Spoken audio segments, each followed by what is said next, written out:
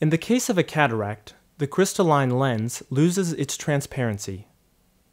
The crystalline lens is this small lens behind the pupil that converges the photons on the retina, and that enables the eye to focus. If the crystalline lens becomes uniformly opaque, it will let fewer photons pass through, and vision will progressively blur, with possible alteration of color vision. If only a part of the crystalline lens becomes opaque, light sources can become bothersome, especially during the night, affecting such activities like driving. If only the central nucleus becomes opaque, double vision in the affected eye can occur.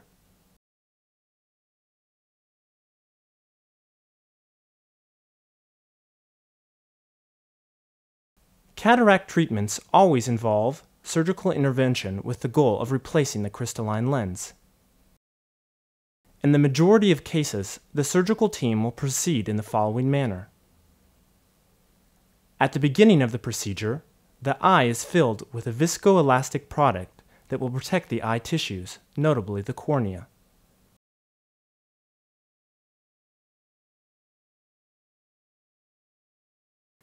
The surgeon will then be able to remove the anterior crystalline lens envelope by completing what is called a capsulorhexis.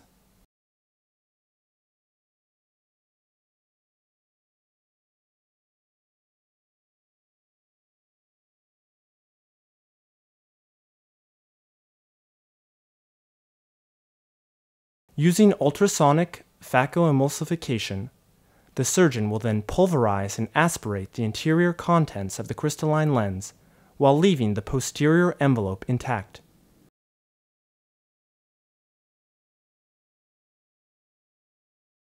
He will then place an intraocular lens whose convergence power will be calculated by echography and whose loops will provide stability.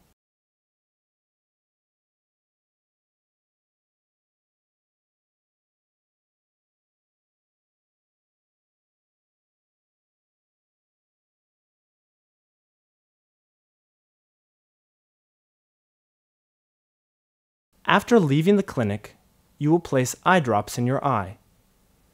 The name of the eye drop, the frequency of use, and the duration of the treatment will all be stipulated by your original prescription.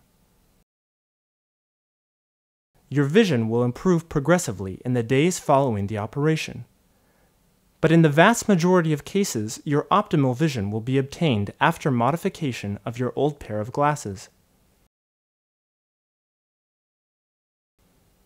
After you leave the clinic, you will be allowed to read, watch television, walk, bend over, all your daily activities.